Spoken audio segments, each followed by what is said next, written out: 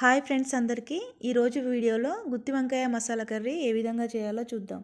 వంకాయలను ముందుగా ఫ్రెష్గా కడుక్కొని కట్ చేసుకొని అందులో పురుగులు లేకుండా చూసుకోవాలి.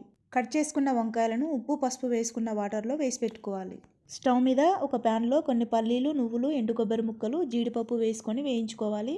జీడిపప్పు వేయడం వల్ల ఈ కర్రీ చాలా టేస్టీగా ఉంటుంది. వీటిని మిక్సీ జార్లో వేసుకొని ఒక 3-4 లవంగాలు, యాలకులు, దాల్చిన చెక్క వేసుకొని మెత్తని పౌడర్గా చేసి పెట్టుకోవాలి.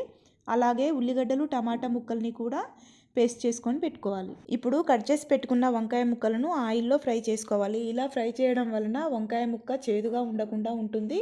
ముక్క ఈజీగా ఉడుకుతుంది. ఇప్పుడు వేరే ప్యాన్లో ఆయిల్ వేసుకొని ఆవాలు, జీలకర్ర, బిర్యానీ ఆకులు వేసుకొని పచ్చిమిర్చీలు, అల్లం వెల్లుల్లి పేస్టు, పసుపు వేసుకొని కలుపుకోవాలి.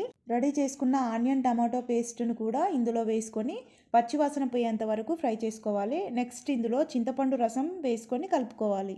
గ్రైండ్ చేసి పెట్టుకున్న పల్లి నువ్వుల పౌడర్ ఉంది కదా, అది కూడా ఇందులో వేసేసుకొని సరిపడంత కారము, ఉప్పు, ధనియా పౌడర్ వేసుకొని ఒక 10 మినిట్స్ ఫ్రై చేసుకోవాలి. ఇప్పుడు ఫ్రై చేసి పెట్టుకున్న వంకాయ ముక్కలను ఇందులో వేసేసుకొని అంతా ఒకసారి మళ్ళీ కలుపుకొని ఒక 10 మినిట్స్ ఫ్రై చేసుకోవాలి. లాస్ట్లో కొత్తిమీర వేసుకుంటే గుత్తి వంకాయ మసాలా కర్రీ రెడీ.